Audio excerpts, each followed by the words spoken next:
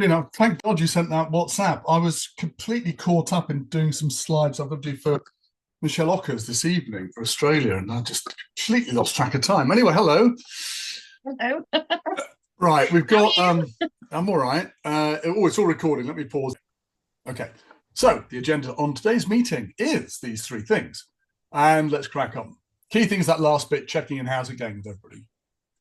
So the role of the chair, I've always said this, it's very straightforward, is just create a great 70 minutes. So there's all this other stuff going on around the edges, but we're focused on those 70 minutes. And for me, making sure that we have a great 70 minutes in the room, it begins with making the speaker or speakers comfortable. It's kind of a weird word to use, comfortable, but I think everyone here does speaking themselves. And I think that the more that you can just focus on your content and having a conversation with the people in the room, the better the event is. And of course, there's lots around that. You have to be familiar with your content, it has to flow well, and so on. And you have to have something interesting to say. But if you're distracted, if there's anything that's unusual or you're uncertain about, that's going to throw you off. So we start with making the speakers comfortable, everything else falls into place. And there's a lot of background team around it, closer still with me, Sheena, and other people who are there to support you in all the other stuff. You start with making the speaker comfortable, but of course, although we make the speaker comfortable, we serve the audience. It's quite a fine distinction. I think when it comes to now, I'm hoping you've all been in touch with the speakers and you know what's going on, but I think it's really important just to handle these things. And there's one corollary that comes with all this that's really important. When you're talking to your speakers, you've got to let them know that you're not somebody whose job is just to say, and this is Bob or Jane. Your job is to craft that 70 minutes. And if there's any doubt in their minds that you are an authority and that you are supported by the rest of the event, you can just point them to me and I'll say, get back in your box. I believe completely in this person and they are the person who runs the room. Of course, we have to look after the speaker. They've got to know about when they're going to get lunch. They've got to know that the speaker's room exists. Actually, there's a slide towards the end when I talk about location. I don't call it the speaker's room. I call it the chair's room, I realise now. So I'll correct that. For me, the chairs are the people who make the event important. And yeah, the speakers, of course, are welcome to come into the room as well. And I think setting those expectations with your speakers is really important with the timeline. We had a lot to do, not a lot to do, but we had a bit of going backwards and forwards on the WhatsApp group this morning around, can I get a bit of flexibility on the slides? Absolutely. And we'll talk about the slides deadline, I think, when we get to the check-in bit at the end and just check everyone's all right. But the key reason we have the slides deadline is not because technically we need them. It's because we want people to force people to think about their presentation as a whole and have a first draft down. And if they haven't got a first draft 2 weeks before the event, there's something wrong. And that's when we need to take action. If they get the first draft to you the evening beforehand, or they get their slides to you the evening beforehand, it's a first draft. And it's the difference between, it's the time spent between the first draft and the actual presentation, which is the time spent refining the flow and the content that really takes it from 80% to 95%. And that's what our job is. There's all the detail you want to talk about with them as well. Attribution, right? You can't have people throwing up quotes from Maya Angelou, and when it's actually from, I don't know, some 19th century parson, which it normally is. And the videoing, the basic technical information, it's a 16:9, you're up on a raised podium and so on. The key thing is that last point in all of that slide, which is get a sense of possible snags early. Everyone on this call is either an experienced chair or you're just experienced dealing with people, and you're going to know something's wrong. So if you're not sure, if you've got that nagging feeling in your gut that something's wrong, it probably is wrong. So unleash the Sheena if that's necessary and get in touch with her and say, Sheena, I'm worried that my speaker hasn't been in touch with you, or they're not letting me know something, right? You don't have to message everybody, because the trouble is if you message everyone on WhatsApp, Sheena, how many people are there in the WhatsApp group? Something like 25? More than that? Yeah, 20, 25, 26, I think. Yeah, so, that's 25 people getting a message saying, oh, I've got a problem with my speaker, which is fine, but just send it to me and Sheena to begin with, and we'll try to sort it out and help you. The escalation is really Sheena first, and then we deploy the Don if people are being really recalcitrant. And weirdly enough, when they get a mail from me, I mean, it's stupid, but when they get a mail from me saying exactly what you were saying, which is sort yourself out because we've got a big conference coming up, they respond. And I find it so annoying that people choose to respond to me, not to you. But that's what I'm there for. So please, we can escalate and get me deployed. Sheena, anything else to say on that important bit of about chasing people in and bad speakers? Bad speakers. It's don't be afraid to chase. It can be really Yes. easy to kind of feel like you're nagging. Keep chasing. And again, as Don says, if you're getting wall of silence, just let us know sooner rather than later. Equally, don't tell them that the deadline isn't a deadline. Tell them it's a deadline. That's a really It good will make point. your life a lot easier. Yeah. So the deadline's a deadline, and you can portray it in any way you want to. Oh, we've got to get this done, whatever. But I think it's kind of a good idea to be honest about the deadline. Well, you don't have to say it's flexible, but I think it's a good idea to say that you need this information because it's part of the process of making sure we do a great job. And actually, when I'm speaking now, I've got to the point where I always say to people, I'm going to get you a first draft of the slides and I can present from those. But I know that in the last 10 days, I'm going to be tweaking things. So I will bring another set. Be prepared to have that conversation with your speakers as a grown up, right? I mean, we're not in school. We can have that conversation, but that means they're doing the right thing. The worst thing anyone can say is, no, it's all right. I'll bring them on the day, and you don't have to see them beforehand. You do need to see them beforehand. Something we do every year, but just want to remind you about quality and attribution. I think it's really important that we are clear with people that last point, that if they're using a quote, you've got to credit the person you're quoting. And it could be a picture, it could be data, it could be some words. You've got to say this is from so-and-so, and you've got to provide a link to the sources. Now, the link doesn't have to be on the same slide. You can have a sources slide at the end. That's what I do. Just provide all the links at the end. That's where you get the information from. But we have to do that. That's for two reasons. Firstly, it's just honouring the people who produce the information in the first place. But secondly, it forces speakers not to be glib about throwing in quotes which are misattributed. Yeah, actually, Laura, it's a good phrase to use. Send in the first draft and perfect it later, and it definitely gets over that fear of that people have rightly of needing to produce something perfect. All right, Liz, we'll do our best to get the photo call entirely around your schedule. But we may need 2 photo calls. Who knows? The other thing on this slide here is that first point about quality. As the chairperson, you're on stage all the time that the speaker's on stage, and what they see and their experience they have, the audience has, reflects on you. So you've got to look at it from your point of view. Would I be happy with that going next to my name? That's, for me, the touchstone. And everyone's here because they have high standards. So feel that you have the license to be quite clear, politely, with people if they're producing slides which are too wordy, if their flow is not clear, and you can get them to the point of just doing a better job. Anybody who's good wants help, and they get better. All right, that's the first bit. Key admin bit, just going to look at the location, basics, timeline bit. We don't have to say anything about WhatsApp. It's just a slide that's in there. And then we'll look at the Chairs Hub, which is Sheena's moment of glory. So it is easy. Sorry, Laura, hang on. You can't just drop that in there. You thought you had a quote from an American president. It was from Dolly Parton. We need to know, Laura, what the quote was. Please drop it in the chat if you can remember what it is. I'm desperate to know. Okay, so the Platinum Suite. This is a slide you might have seen before in previous iterations, but I've tweaked it because it's not clear necessarily. Yes, we need to know what president you thought it was. Absolutely.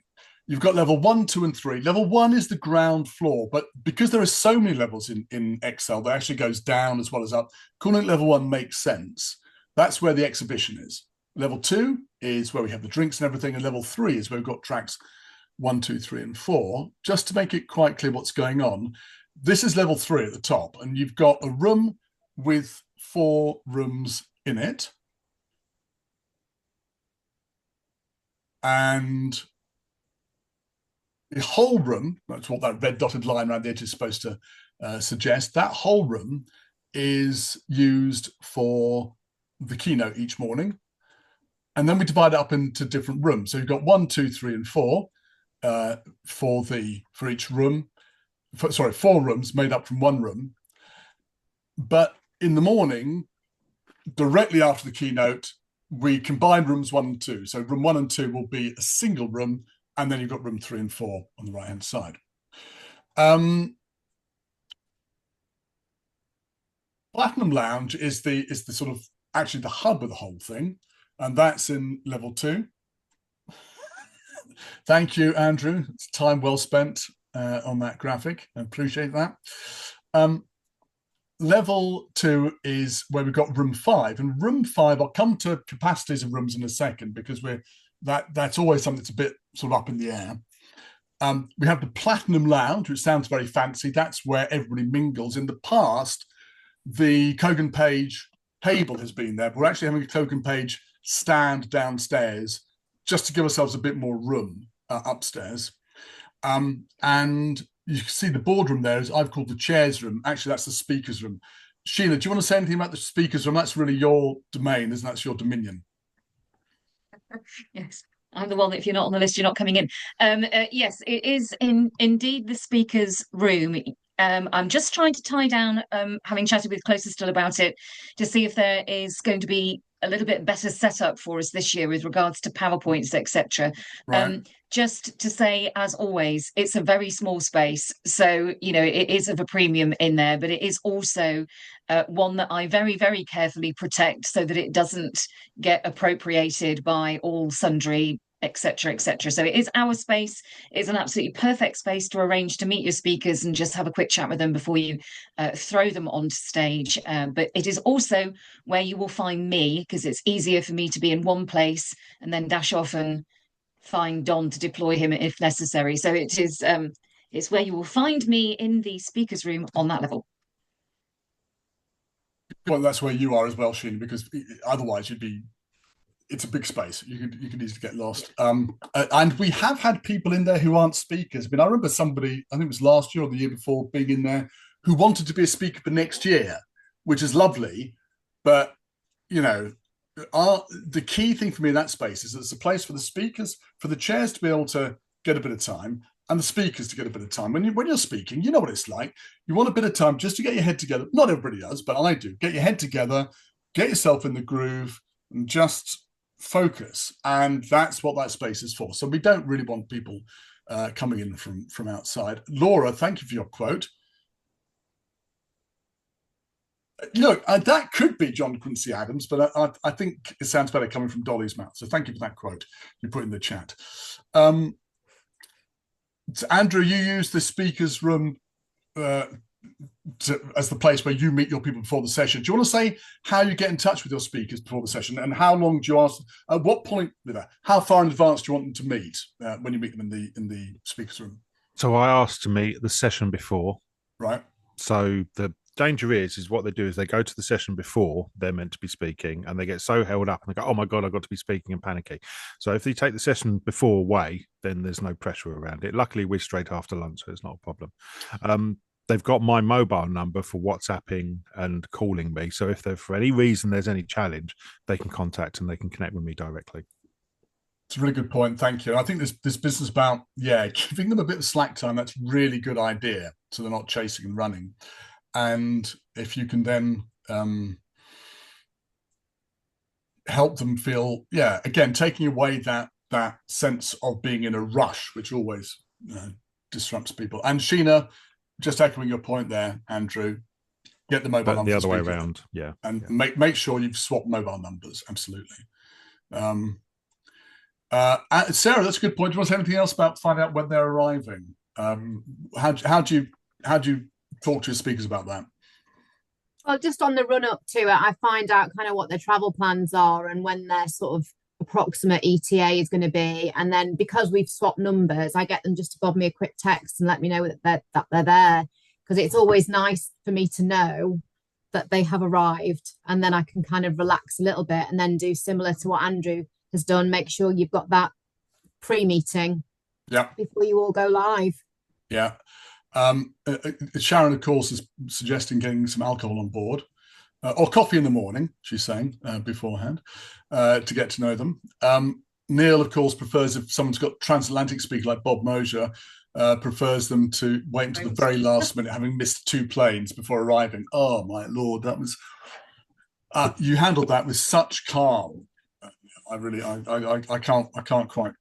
I still can't quite... I still have nightmares about that one. Once he'd arrived, I latched onto him and wouldn't let him out of my sight until he was in the theatre. So just so everyone knows, this was a great speaker who had missed, it wasn't his fault, there were transatlantic problems, but he'd missed 2 flights. So he was on the last possible flight to get to us in time and virtually came to us straight from the flight and onto the stage. There we go. Yeah, well done. So the basics in terms of timings and sessions and the rooms are that day starts at 9:15, and you can be in the keynote or not as you wish. I think it's a good idea to get the speakers in and to be in there if you can, because there are usually things that people are referring to at other points during the day.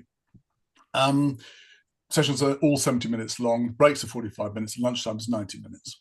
There are 2 lunchtime sessions on Wednesday, there's 1 on the Thursday. All the rooms are set up theatre style, just to be quite clear. There's no cabaret or there's no tables in the room.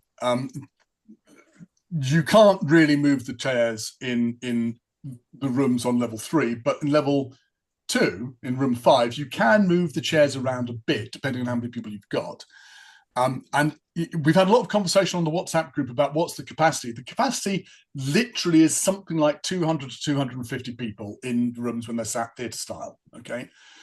But when you're talking to your speakers, I always say expect 120 to 150 people. It might be more, it's possible it will be fewer, but that will get their expectation about not how many people the room sits, but how many people are actually going to be in the room. And in room 5, I'd say 70 to 100. Can I just check with everybody who's chaired before, does that meet your expectations? Does that sound right in terms of the number of people you'd expect to have in the room? Yeah, Laura's sort of making a face. I'm not sure what the face means. But yeah, it seems about right. All right. It really does depend on the mood at the event. Some speakers will just attract a crowd, and people will want to go and see it. Now, I'd love to be able to say, oh, it's because it's this speaker or it's this topic. It's not. It really is a movable feast. One year it might be everybody wants to go and watch it or kind of thing, and then next year they don't. It really does ebb and flow depending on what the mood is around the event, so you can't really second guess sometimes. And people will ask you, won't they? They'll say, how many people am I going to get? And the answer is, like you say, well, we just don't know. And it's impossible to say for lots of different reasons. And by the way, also, it doesn't really matter. The people, except this, the people who are in the room want to be there and want to hear from you. That's the point. And I think, I'm always happy to just talk to one person rather than my group in T5 at the end of the whole conference. So the fact we asked, okay, very good, Laura, thank you. Okay, Claire, I like that point. Do you want to say anything about that? If you've got small numbers or high numbers, what would you do differently? That's a good question to ask them. Yeah, I don't know if I have an answer now on the spot, but I just think it's worth thinking about. Like, if you've got big numbers, you might invite people to where they're going to sit or where they're going to move to. And if you've got smaller numbers, you might, I don't know, you might just think about how you're going to engage, who's going to engage in questions and things like that. I think it's a good idea. I wouldn't ask that of your speaker necessarily, because you don't want to put in their mind for you, that for idea. us as chairs, yeah. But for us as chairs, I think that's a really good idea. So to always have a plan B. Yeah. Very cool. Yeah. Other stuff that's going around the edges. Sorry, a good point from Laura about AI note taker. Has speakers provided permission to record? Yes, they have provided permission to be recorded visually and on video, Laura. I don't know that anybody has raised the point that there might be people in the audience recording as well. Was that what you meant? Yeah? I think people are automatically turning their phones on in conversations just to capture it, phone calls, everything else. I think it's becoming more of a simple habit.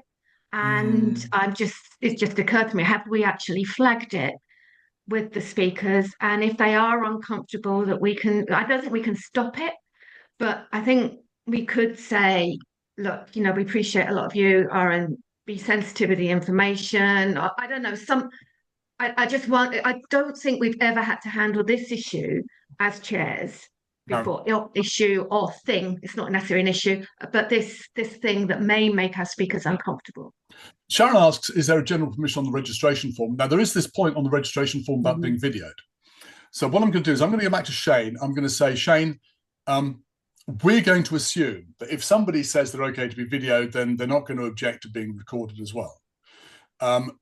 If they do object to being videoed, it's likely they'll object to being recorded, in which case I'm going to ask Shane, flag that up with the relevant chairs for each session, because that makes perfect sense. It's a really good point, Will. Thank you. Otherwise, yeah, I think we covered this, Don, way back 2021 or 2020. That was a position that had to be added in because at that point it was all virtual. I don't think it got removed, but maybe reminding the audience too, if for some reason they clicked it and they feel uncomfortable, just stay out of the wings, or Sorry, Shane, you're talking about people, about delegates being concerned about being recorded. Yeah, I mean, I think it goes both directions too. I think it's on the registration form for delegates as well. Yeah, okay, I'll check that. So as well. It might just be reminding people that they did click it, and if they're uncomfortable, just to let the chair know maybe that they can be out of sight, and still be participating. It's good. It's a fair point, and we do have a number of people coming from.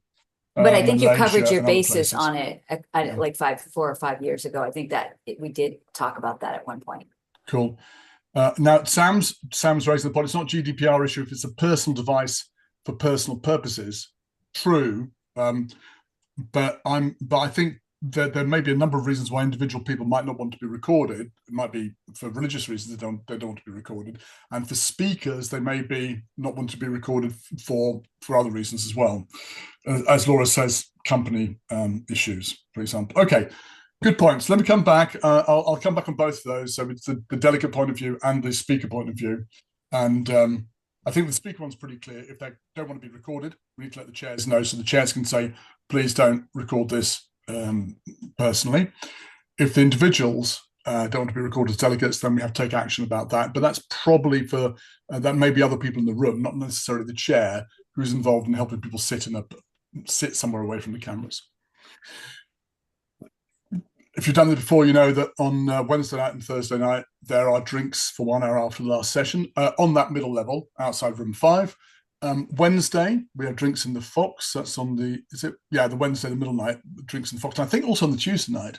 And there's, of course, the Chairs Buffet Wednesday evening. Sheena, I didn't check in with you, actually, before we opened the doors for this briefing. Where are we with the Chairs Buffet? Are we ready to go? We absolutely are. Yeah, it's all sorted. Again, all the full details are in the hub, but it is indeed Wednesday night, kicking off at 7 o'clock. Brilliant. Now, Sarah's raised a good point about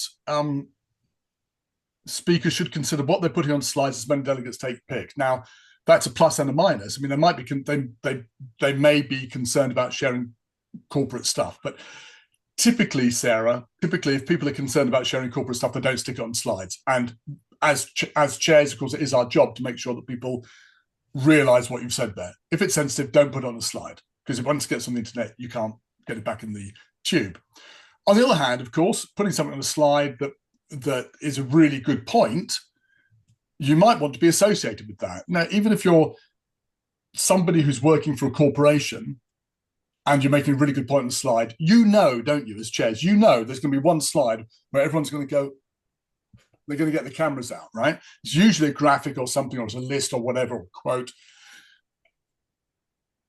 It might be that your person wants to promote themselves or be seen as being an expert. No harm in telling them, hey, great idea to get your name in the footer on that slide. Andrew, you raised your hand. Go ahead. Yeah, I had a speaker for BAE Systems Yep. who, this is when we were at Olympia, who was desperate to try and put as little as possible on the slides because she was worried about what people might do. And all we ended up doing is we said, well, we're not going to record the session, so don't worry about that. And we'll just tell people not to take photos. And yeah, she sort of like, she got through that and it was fine. She wasn't the best speaker, bless her, but just it was that fear over what she can and can't talk about, which is always the problem. It's the you know, it's try and support the speakers. The bottom line is, as I say to all the speakers, is my job is to make you look good.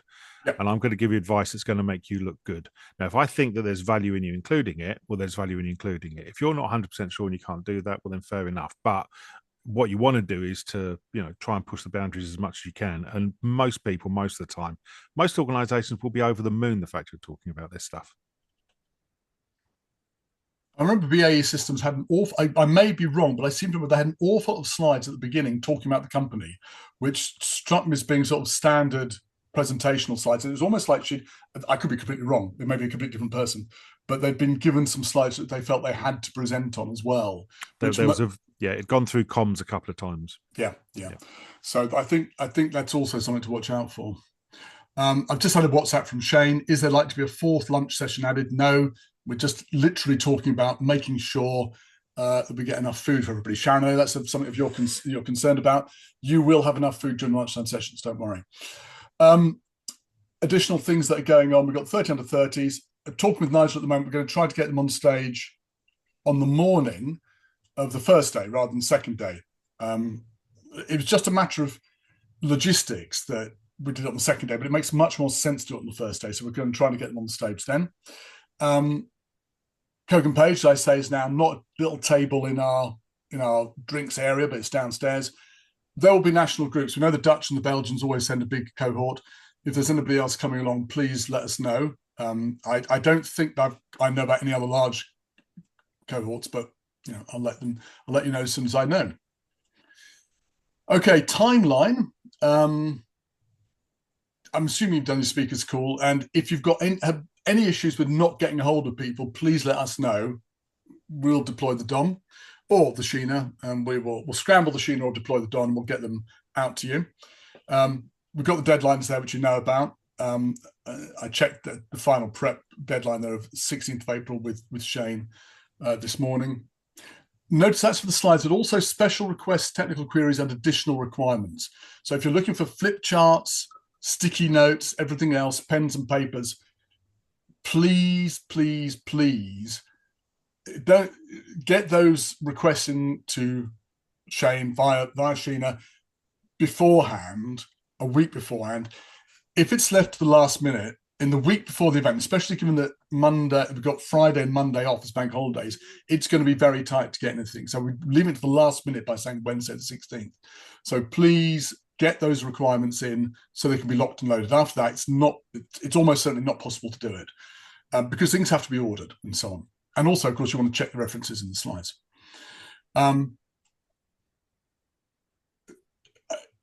We shouldn't have to say this to the speakers, but can you ask them, please, just to bring their stuff on a USB drive as a backup? The default now is to use own laptops. We do have PCs, but people should, of course, always bring cables and charger. And yes, everything's recorded. Now, it sounds like it's infantile to say this stuff, but we will always have one speaker who turns up expecting everything to be set out for them. They don't have the laptop, they don't have the slides, and we have to then scramble to get them from somewhere and end up sending them from their phone to the guy behind the desk. So have the conversation with the speaker to make sure we've got everything in place. We do have PDFs which we put on the swap card site to go along with the recording, but the PDF of the slides can be different from what's presented. Typically, you can take stuff out. I think that's quite important when there's stuff which is sensitive. Okay.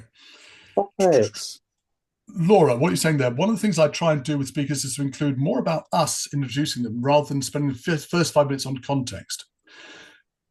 Laura, I think it's a really good point. Go on. Right.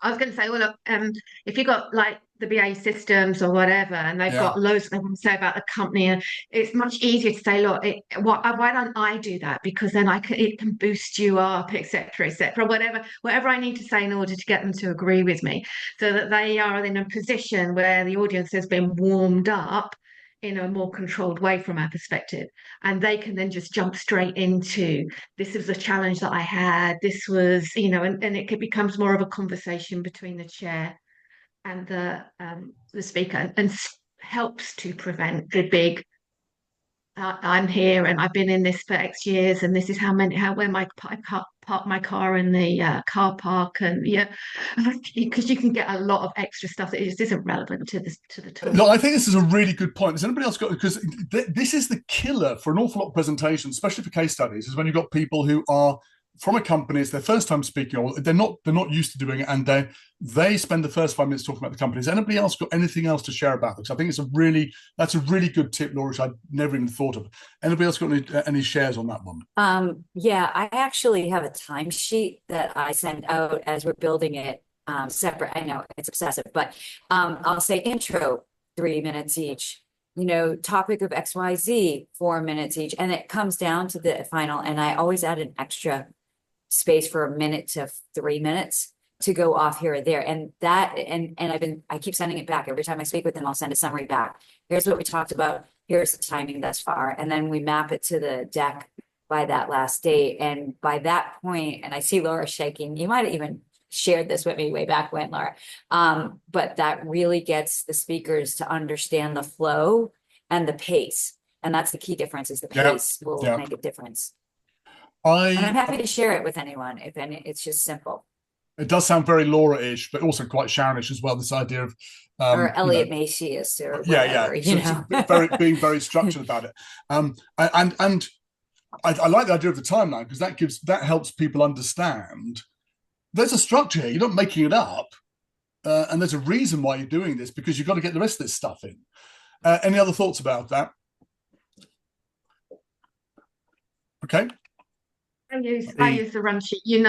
Sorry. No, go ahead. Andrew. Go ahead. Oh, you go first. I didn't see. No, it's the people, again, tell the speakers is that people haven't come to hear about your company. They come to hear about what you've done. Yeah. So tell them what you've done, not where you've been doing it, because they will ask questions about it in their context. So then they'll ask, if they need to know about your company, they'll ask about it in the questions they ask. So assume that it doesn't matter which company it is. I know you're proud of your company you work for, but actually it's not about your company. It's about the job that you've done and the work you did there. That's a really good point. It's a really good point. Yeah. Thank you for putting it that way around. Yeah. Any other thoughts around that? Because for me, this is one of the big killers, is how do we get these people not to talk about themselves? And it's not because they're desperate to talk about BASF or anything else. It's because or BAE systems. It's because it is the easiest thing to do when you're on stage and you're nervous, is to fall into that. I'm going to talk about this thing which is prepared, which I know about. And I love all the suggestions we've had for getting around that. Laura, you were going to say something else about a timesheet. Well, it's actually about both, because I use a run sheet. It looks like a timesheet, but actually it's got completely different purpose. And I do it when I've got 2 or 3 speakers rather than just one.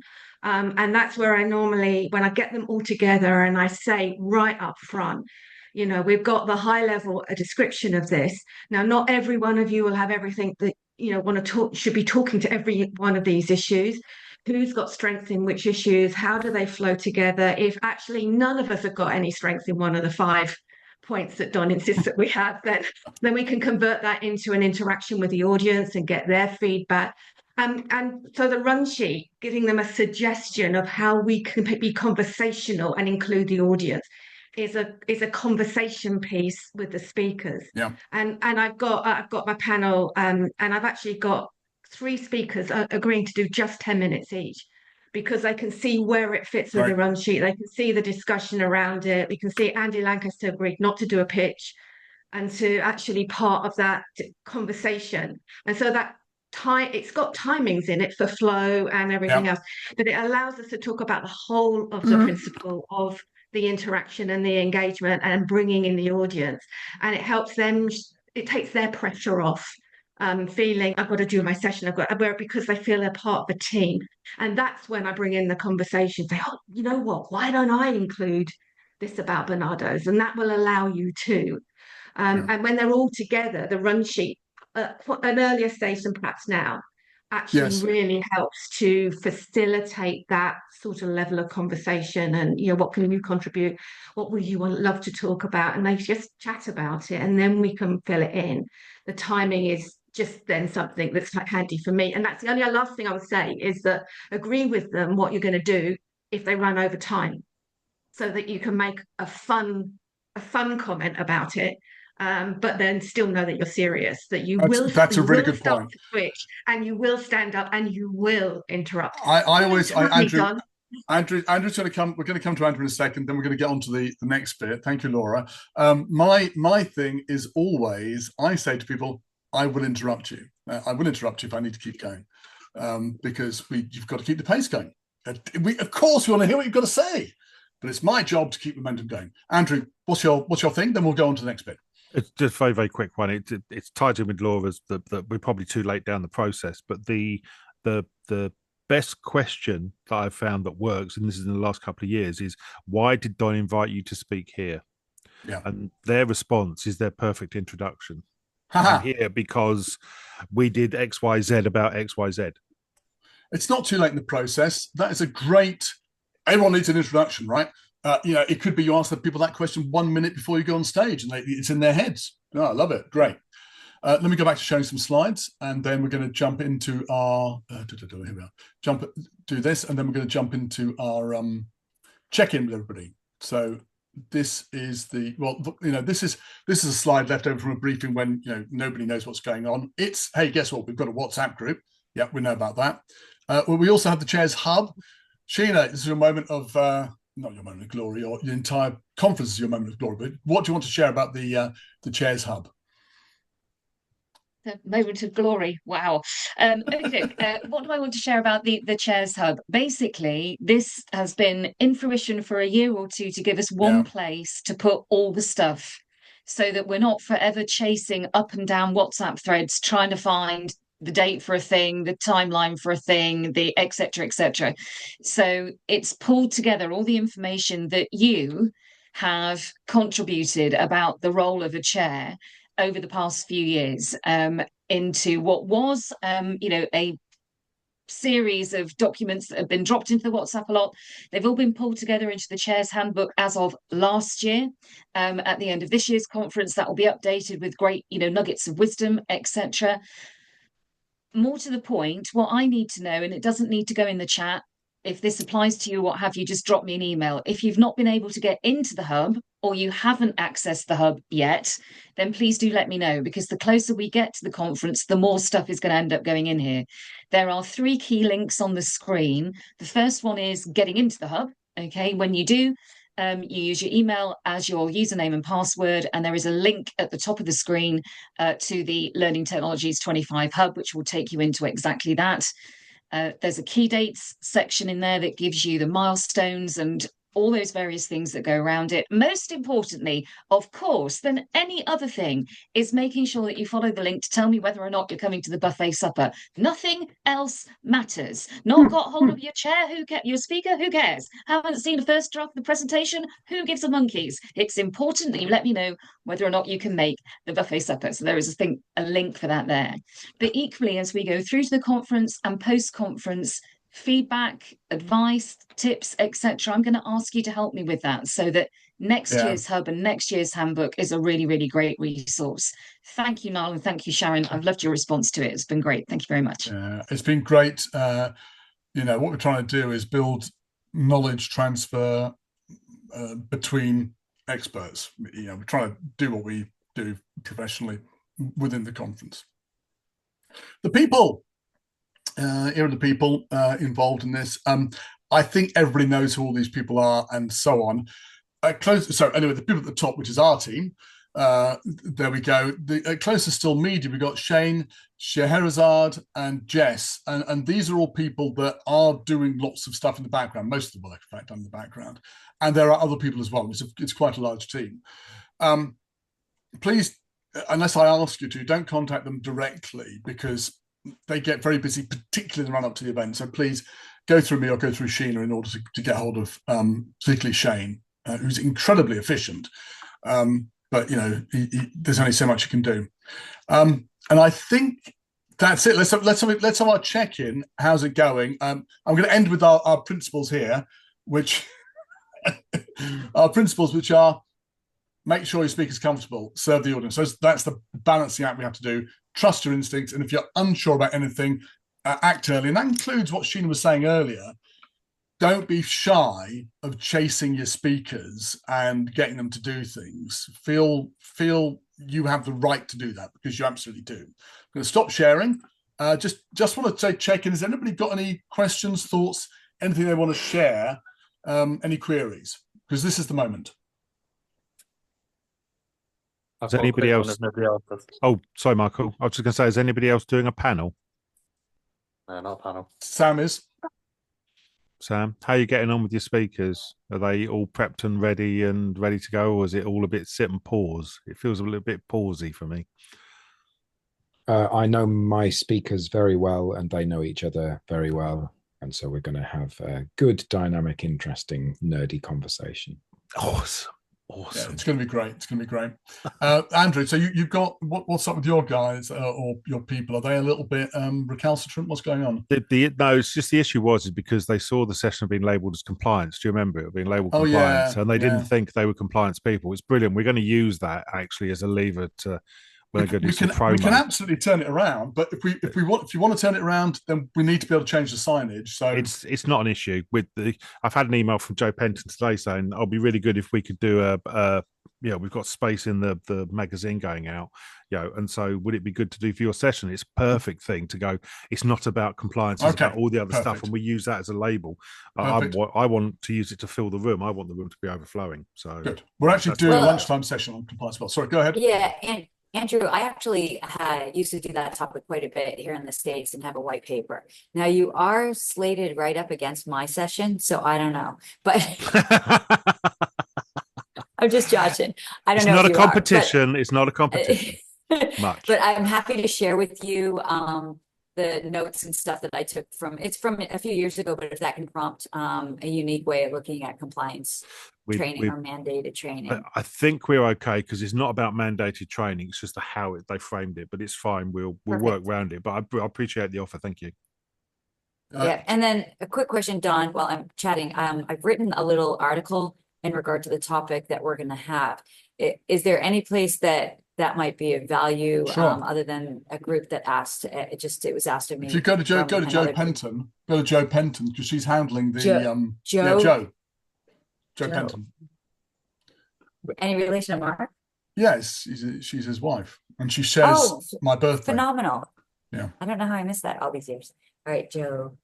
There was the celebrated incident where Mark had driven right the way across London to get to Olympia, came into me, and my birthday was on the first day of the event. Hi, Don House, happy birthday!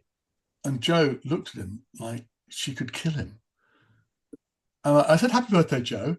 And he turned around to look at her, and for the whole morning, the whole drive, he had forgotten it was her birthday, but he'd remembered it was, yes, exactly, remembered it was mine. So he's never lived that down. Right. Any other thoughts? Newbies? Anybody looking for thoughts or help or anything you're not sure about? I say newbies. Our lovely new people who are joining us for the first time. Just one question, and that's if the speaker drops something from their publicized agenda on the Learning Tech website, do we need to update the website, or is that just largely okay, and assume we haven't quite had time to cut it? Because those on the WhatsApp group would have seen, I think we reached something like 133 slides, which was scary, and I've got the speaker to cut a large section, but good. So what exactly is the question?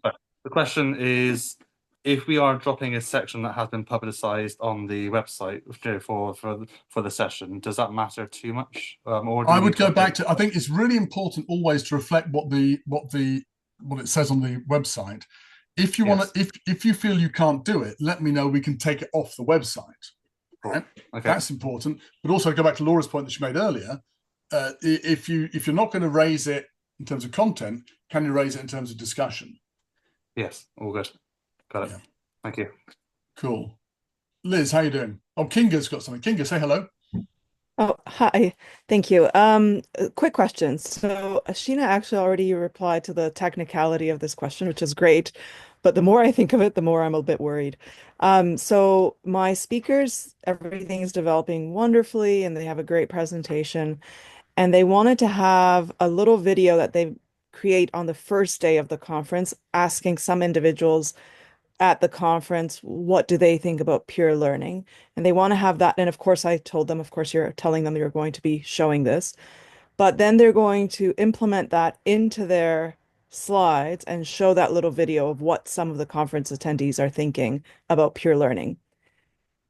And technically, Sheena already answered that question, and it sounded like it should be okay, although a little bit stressful, I think. Is there any other thoughts on, is this okay, or should I try to really steer them away to recording this somewhere else a lot earlier? I'd say two things. Firstly, we have a fantastic technical team and almost anything is possible. Secondly, if anybody's using video, then the tech team will want you to include it in the PowerPoint, so it's straightforward.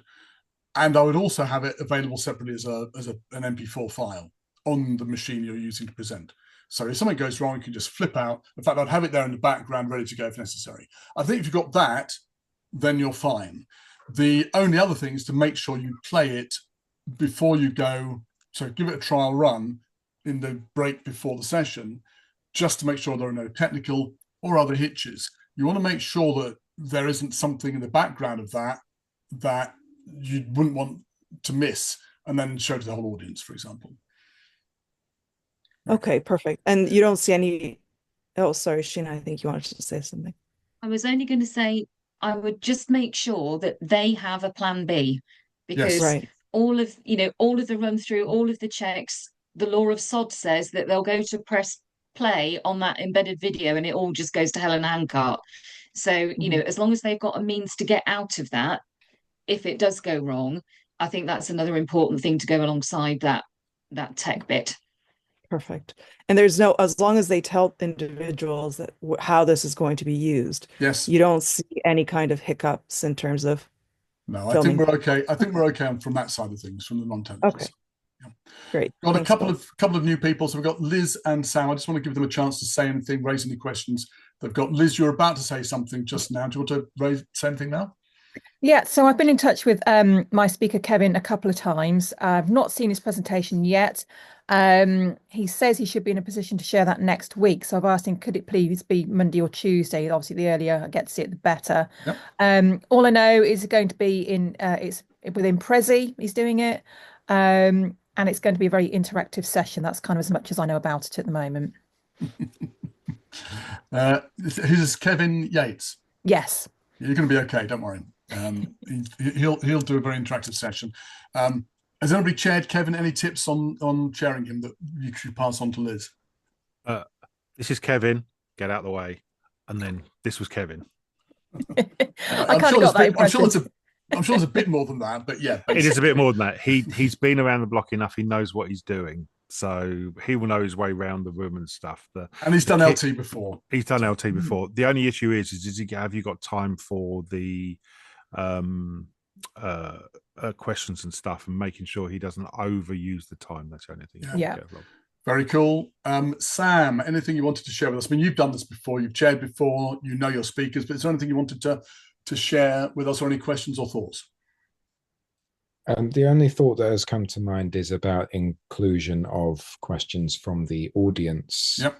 And whether the established structure is that we have the panel and then questions at the end, or if there is a culture of inviting questions throughout, and if there'd be a preference. I think my view is always, Sam, and this is something everyone else will be bored of hearing me say, is that I'm the admiral, but you're all the captains of the ships. You run that session according to what you think is going to work best for you and your speakers in that room. My gut feeling is that you need to establish something for people to work off. So you can't have people asking questions right from the off, but you certainly can have chunk of content questions, bit more content questions, or you can have chunk of content and you would just asking for people to contribute during the course of it if you wish. But I think you're probably experienced enough to do it your way, and I think the culture of the room will be open to whatever you choose to put in place. Cool. I'm looking forward to it. Thank you for inviting me. Thank you for coming. We are miraculously at 4 o'clock UK time. Anything else we need to say? Any thoughts? No, Sarah, I need to get in touch with you. I'm sorry, Laura's got this great point she always uses in the questions, which is it always works. You can get them to talk to each other, and that prompts questions later on. So you can always say, you can start at the beginning by saying, right, what questions do you think you're going to ask? Discuss it, right? Keep it to yourselves, and then they come out later on, and it really works well. Thank you, Laura, for that. And if anybody has any thoughts about or wants to know more about how to get an audience to be interactive, Laura's one of our many people to go to. And last minute before the meeting ends, that's it. What is that? Is that a Michael? What's your note taker saying? No idea. Probably it's just like, here's the summary. Click, all right. Okay. Just ignore it. All right. Thank you, robot. With our topic, there's lots of myths and misconceptions about. Okay. Yeah, Sam. You'll have a lot on your plate with that one. Everybody, thank you very much. You know where I am. Sarah, you and I need to get on to a chat at some point. I'll give you a call. It might be tomorrow morning. Is that okay? Perfectly fine. Yes, I can speak to you then. Thank you so much. All right, everybody. Right. Thank you. Cheers. All. Nice to see you all. Take Bye, care. everyone. Bye. Bye.